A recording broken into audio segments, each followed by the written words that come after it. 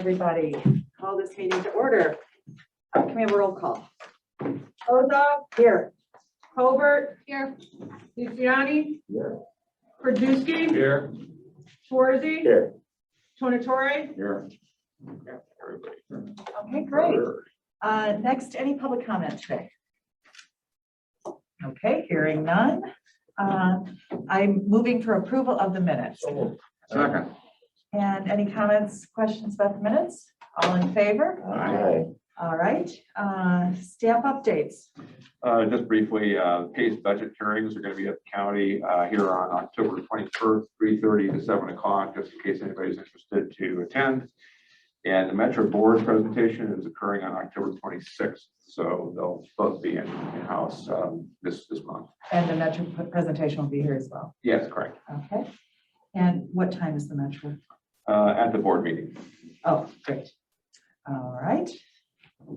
Okay, and do we have any partner reports today? None today. We're going to have CMAP here for us, and I thought I'd just do a quick introduction of our participants. So Daniel Como from CMAP, Associate Transportation Policy Analyst, is a graduate of Harvard's Kennedy School with a Master's in Public Policy. We did a presentation today along with Elizabeth Scott, who is the Principal Policy Analyst at CMAP. They're here to talk a little bit about their effort on mobility recovery that began in January of 21.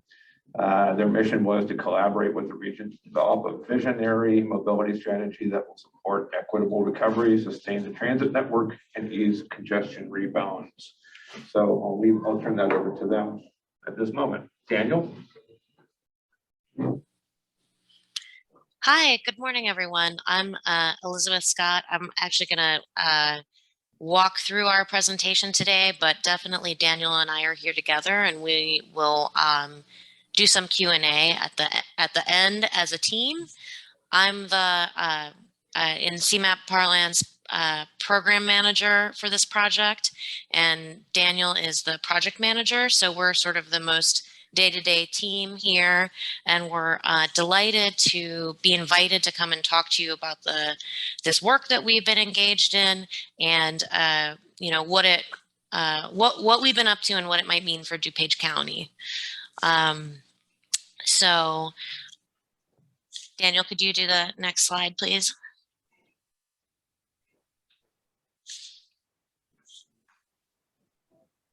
Oh dear. Okay. I've clicked through to it. Apologies if the internet on our side is causing problems. I'm not seeing the next slide. Are you all?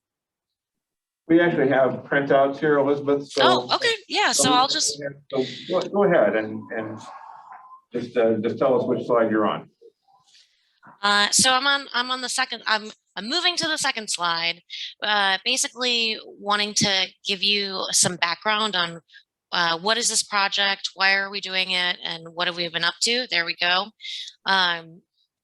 So, you know, it feels like everyone has been in the midst of COVID forever at this point, but, you know, we launched this project sort of, we entered the planning phases of it in the summer, the first summer of the pandemic last year, trying to think about how the region might come together to deal with the medium-term challenges posed by COVID-19. You know, all of our implementers, including, you know, the transit service boards and, you know, IDOT and others are in the midst of dealing with the right now of this challenge. But we had a sense that the medium to long-term issues that we might be able to expect as part of COVID needed their own effort to anticipate and try to begin to work on together.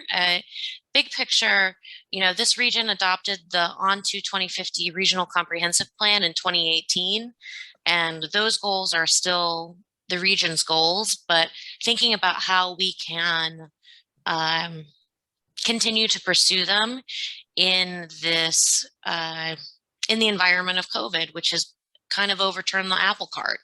So this work has really been about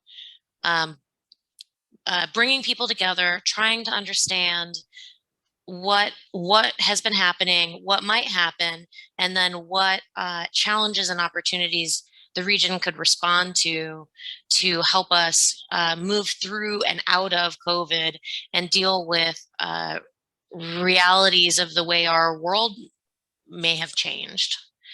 And that has to do a lot with our transit system, but really everything, because if everyone gets off of transit and into cars, it's going to make our region much less livable than it has been historically.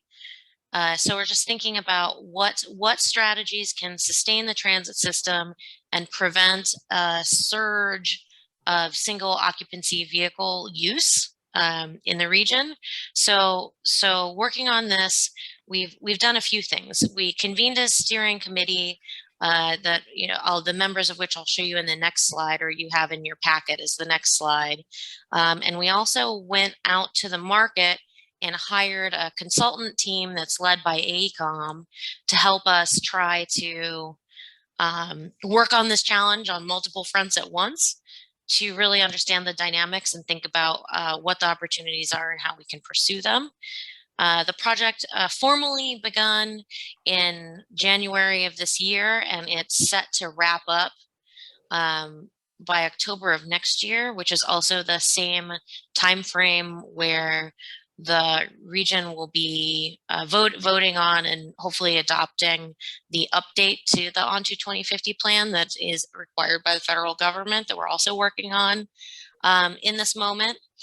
But one thing I want to emphasize as we go forward is that this is a whole region effort. We are as concerned with the suburban effects of COVID as we are the more urban effects of COVID. And we're working towards a set of policies that can respond in the multiple contexts that the region has.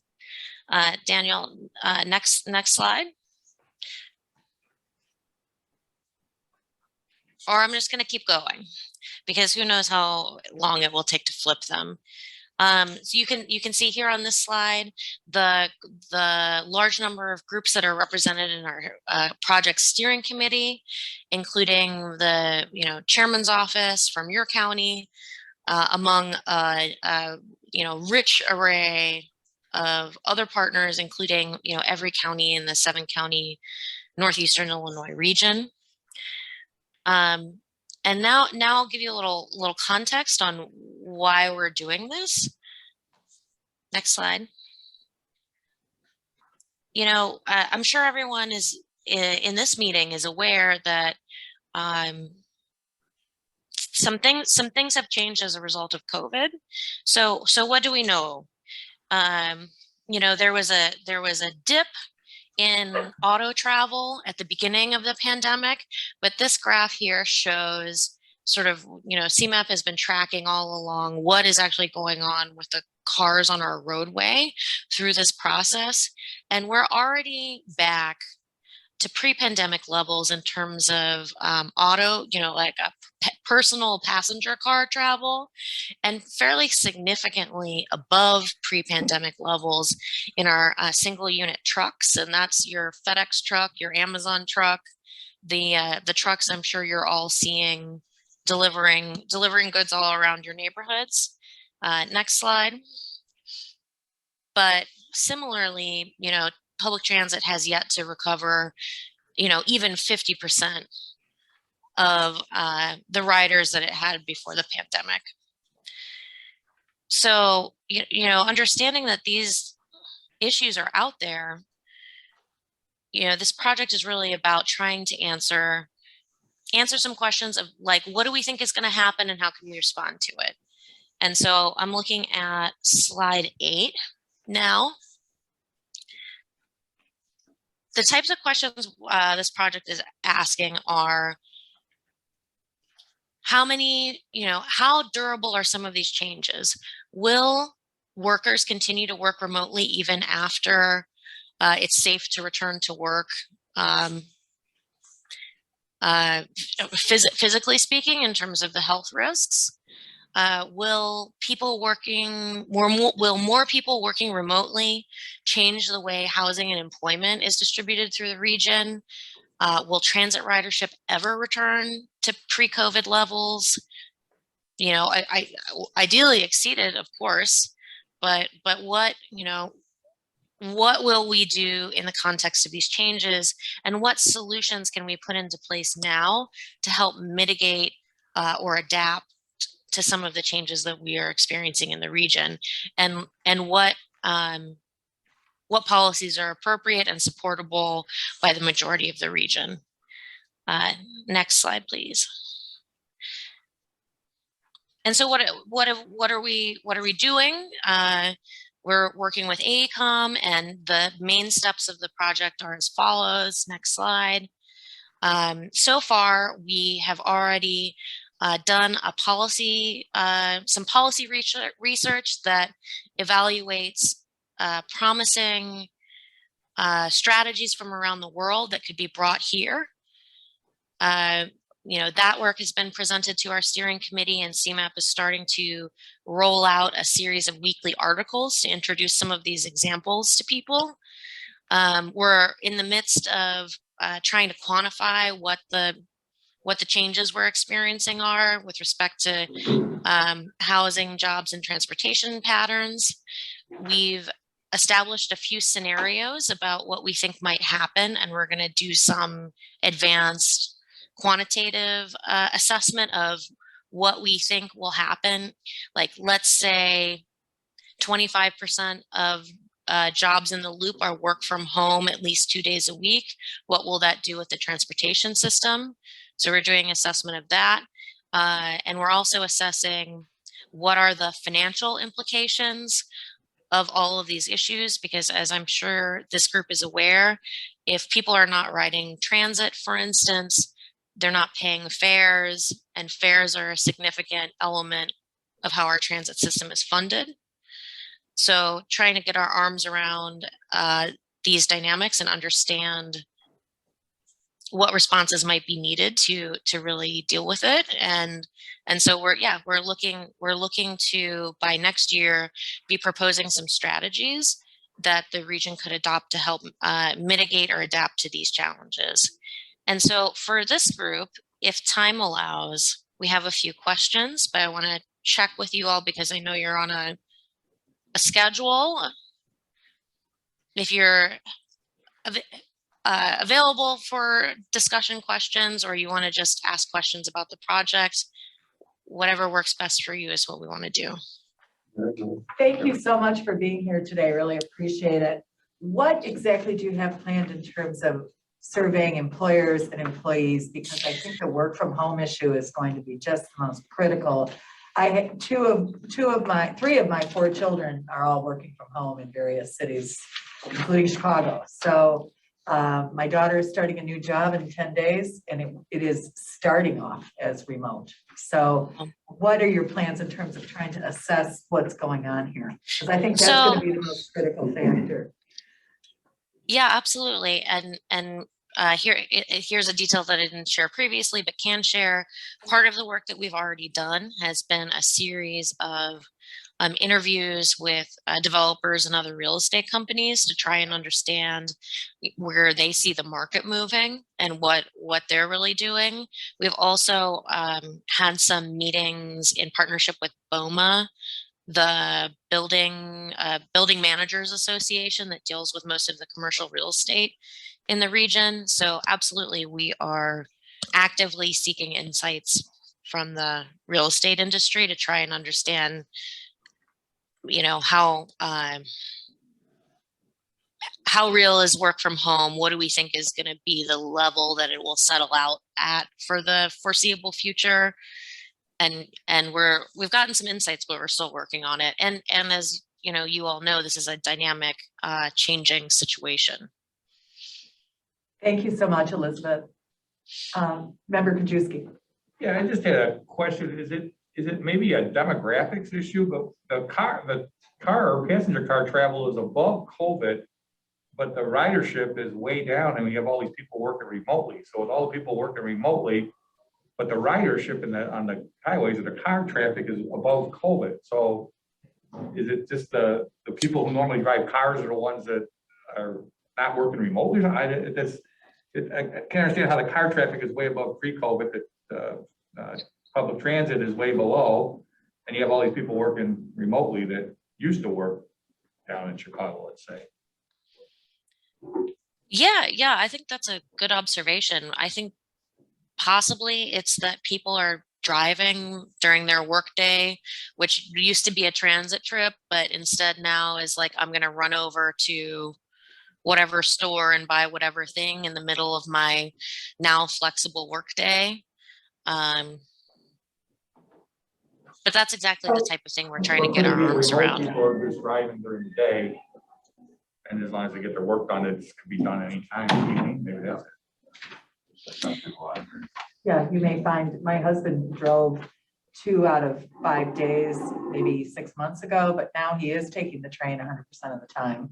But I think you probably have a lot more variation in terms of what people are actually doing. If So, remote work, they're probably working. And they work remote. at night. They work at night instead of during the day, and Yeah. so they're driving. so there's a whole, do you plan a survey of employees, specifically, a random survey, both regionally and perhaps the loop? What do you So see? we haven't done that, but the Urban Land Institute is part of the steering committee, and they have done that. Okay, So we're kind of in that respect piggybacking on the work of some of our partners to try and understand here. So if I may ask, Elizabeth, oh yes, Daniel, go for it. Thank you.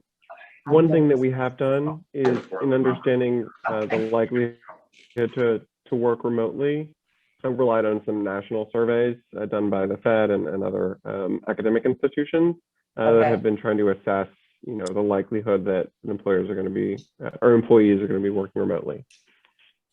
Okay, I think that's going to be a really critical issue, but I think 2022 is going to reveal a lot of answers to us. I want to thank you both so much for being here today and giving us a kickoff for dealing with this really important issue. And any other comments or anything from Daniel or Elizabeth? No, thank you, but we will continue to be Yes, please. partnering with them and sitting in on the committees in the future. Yes. Both for chairman and for county board members. So we'll be advising you as those come along. Thank you so much. And we really appreciate both of you being here today. It's a good kickoff to figuring out what the heck is going on. So we're all That's in the what we're same working boat. on. Yes. So we you so appreciate much. the opportunity to come and talk to you about what we're up to, and would love to come back and update this committee as kind of work proceeds and we have information to share. And hopefully, maybe perhaps right after the first of the year, let us know how Great. things are going. That would be super. I really appreciate you being here today. And thank you again. And we will see you soon and continue Thanks. to talk about what the heck is going on here. So thank you so much. Thank you. Thank you. Do we have any old business today? Any new business? Hearing none, I adjourn this meeting, and thank you so much, everybody.